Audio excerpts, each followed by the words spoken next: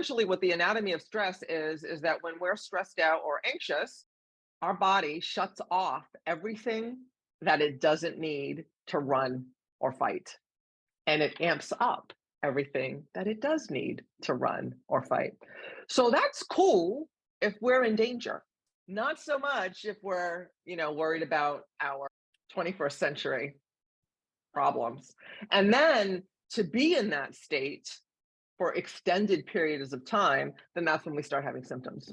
And then eventually our body says, no, I'm not doing this anymore in one way, shape, or form. For me, that was a nervous breakdown, which resulted in my having to take things easy and put myself back together, which was the best thing that ever happened to me. And to others, that could be behaviors, right? That could be drinking, sex, shopping, pulling your hair out, all of the above, which can really wreak havoc in our physiology, which is why it's such a good thing for learning a new way to be.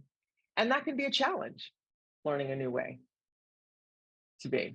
And it's still the answer. It's still the answer to health, well-being, overall fabulousness in my opinion.